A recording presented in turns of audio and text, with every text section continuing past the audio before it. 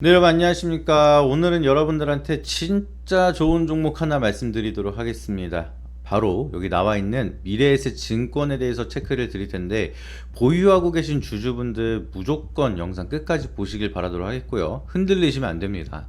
그리고 이거를 고민하고 아직까지 매수 안 하신 분들도 영상 끝까지 보셔서 투자에 참고하시고 판단하시길 바라도록 하겠습니다. 일단 미래에셋 증권에 대해서 체크를 드리는데, 제가 항상 영상 앞에서 말씀을 드린 내용들, 제 영상을 꾸준하게 보신 분들은 아실 거예요. 저는 항상 이제 뻔한 얘기는 절대 하지 않는다라고 말씀을 드립니다. 여러분들이 진짜로 알아야 되는 핵심 투자 포인트들, 이런 것들만 정리해서 말씀을 드리고, 그리고 나서 이거를 투자로 이어갈 수 있게끔 핵심적인 내용만 체크를 드리고 있습니다. 그냥 단순하게 뉴스 몇 개 가져와서 그것만 읽으면서 그리고 그걸로 참고하셔라 라고 하는 거는, 여러분들도 충분히 검색할 줄 아시잖아요. 그냥 네이버나 구글에다가 검색을 하셔서 찾아보면 다 나오는 내용입니다.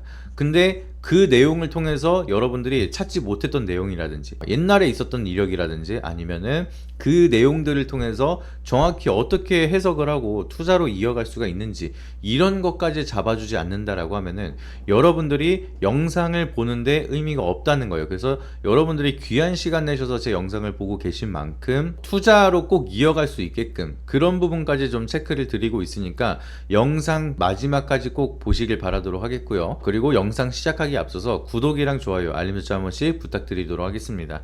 일단은 미래에셋 증권에 대해서 체크를 드리면, 오늘은 약간 조용하긴 하고 있습니다. 근데 얘가 가지고 있는 호재성 이슈는 단발성으로 끝나서 세론으로 끝나는 게 아니라 굉장히 강한 사이클을 만들 수가 있고, 지금 PBR 기준으로 1배가 안 돼요. 그래서 제가 봤을 때 프리미엄까지 얻는다라고 하면은 2배에서 3배까지도 유동성이 많이 붙는다라고 하면 충분히 가능하다라고 좀 생각이 되고 있기 때문에, 이거는 실적에 대한 PER이 아니라 자본에 대한 PBR로 판단을 하는 게 맞습니다. 그렇기 때문에 얘가 가지고 있는 모멘텀, 호재성 이슈들은 뭐가 있는지 자세하게 좀 말씀을 드리도록 할 테니까 잘 봐주시길 바라도록 하겠습니다. 일단은 지금 아시는 분들은 아시겠지만 모르고 계실 수도 있어요. 미래에셋 그룹주가 스테이블 코인에 대한 준비를 발빠르게 진행을 하고 있습니다. 지금 최근 들어서 스테이블 코인에 대한 상표권을 등록을 했다, 요 소식만 가지면 중소형 기업들은 막 상한가 가고 굉장히 강한 사이클을 보여주고 있습니다. 근데 그 와중에서 진작부터 준비를 하고 있었던 게 바로 미래에셋 컨설팅 주식회사가, 사실 지배구조 꼭대기에 있는 이 회사가 KRWX라는 상표권을 이미 지금 발행을 해놓은 상황이에요. 그래서 이게 무슨 뜻이냐, 스테이블 코인에 대한 사업 준비를 진작부터 하고 있었던 게 미래에셋이다, 그거를 보셔야 됩니다. 그래서 얘는 사실상 스테이블 코인에 대한 모멘텀이 부각이 된다라고 하면 빼놓지 않고 또 가야 되는 상황. 이미 일부 움직이긴 했지만 지금보다 더 많은 수혜를 받을 수가 있는 상황이기 때문에 그만한 자본력도 있고 기술력도 있습니다. 그리고 증권주가 스테이블 코인에 대한 모멘텀 사실은 가장 크게 가져갈 수가 있기 때문에 그 부분도 뒤에 풀어서 해석을 해드리도록 할게요. 그리고 그 다음 호주로 보시게 되는 거는, 해당 영상 더보기란을 누르시게 되면은 추가 정보를 신청하실 수 있는 링크가 하나 나오게 됩니다. 제가 말씀드렸던 추가 핵심 정보 필요하신 분들은 영상 더보기란을 누르셔서 구글 폼을 통해서 구독자 이벤트 신청을 작성을 해주시면 여러분들이 제가 말씀드렸던 추가적인 정보 그리고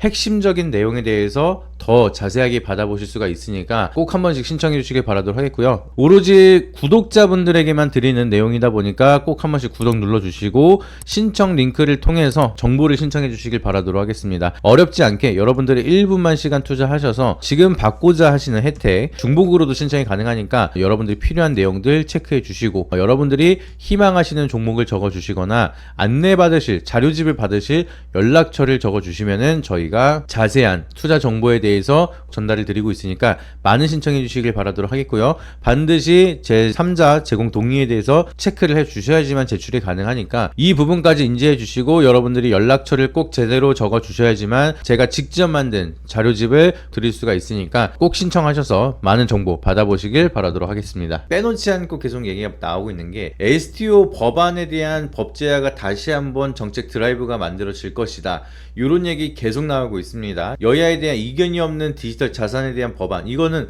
STO 법 제화가 다시 한번 이어진다라고 하면은 누가 제일 수혜냐?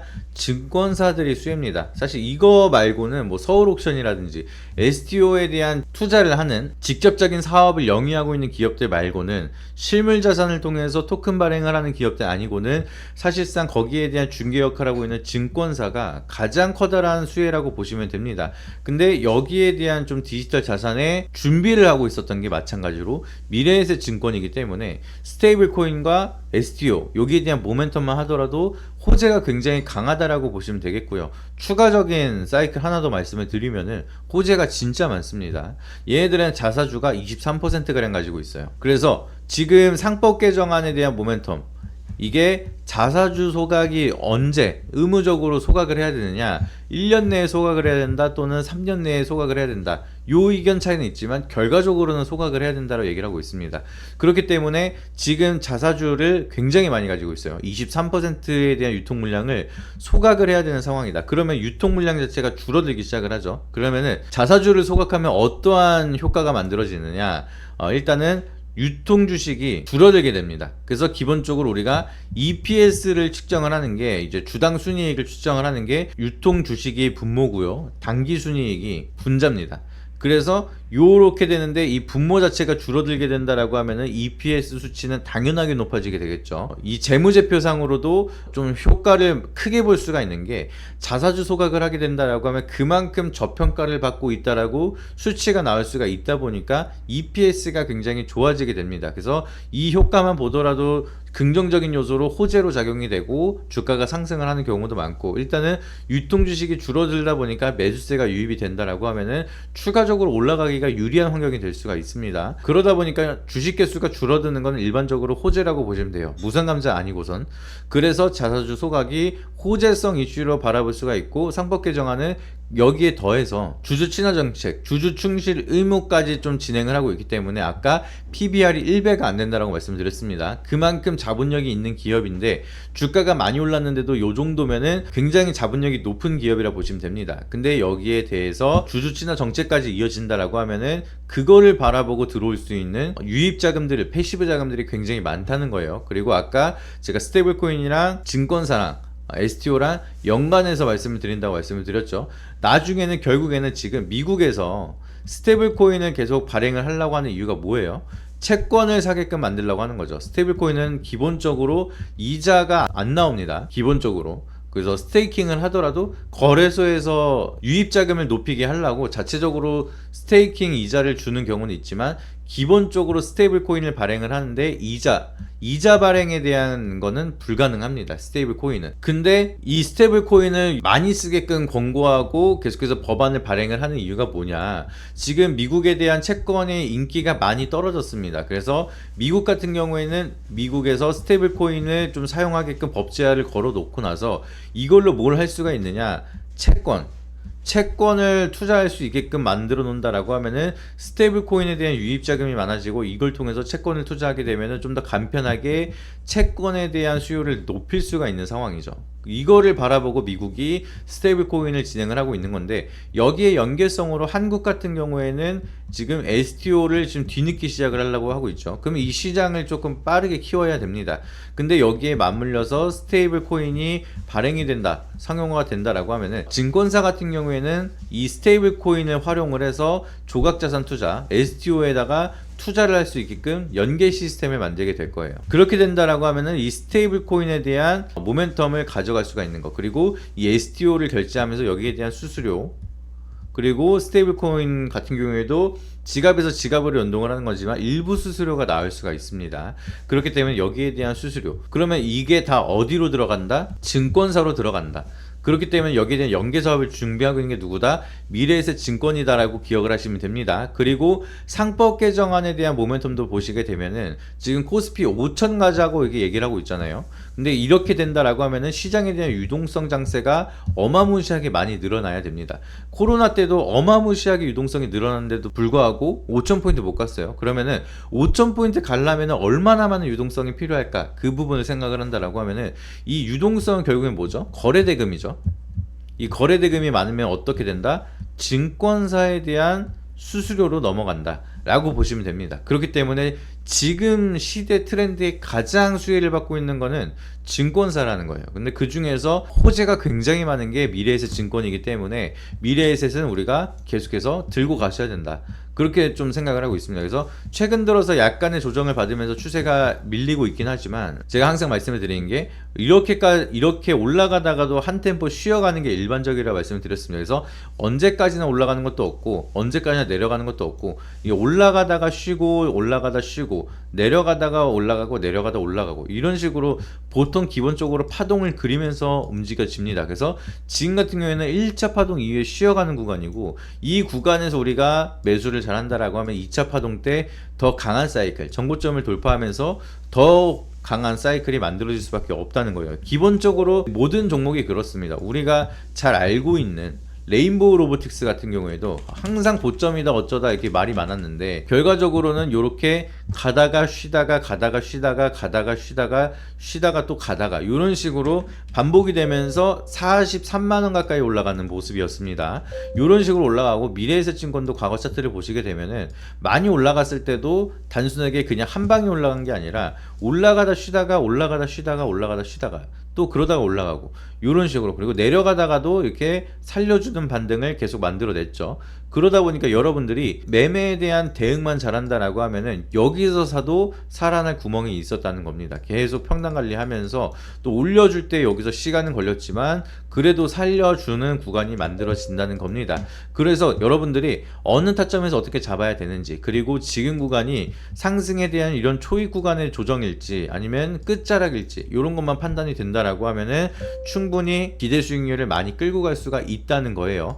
그렇기 때문에 제가 봤을 때는 1차 파동에서 쉬어가는 구간이고, 여러가지 사이클을 봤을 때 올라갈 수 있는 재료들, 모멘텀들이 너무나 많다는 겁니다. 그래서 미래에셋 증권은 시대 흐름에 맞게 지금은 매도할 구간은 절대 아니다, 그렇게 좀 판단이 되고 있다 보니까 지금은 우리가 용기를 가져야 될 때 라고 말씀을 드립니다. 그리고 기술적인 자리를 본다 하더라도 지금 일정 구간, 여기 라인은 절대 안 깨고 있어요.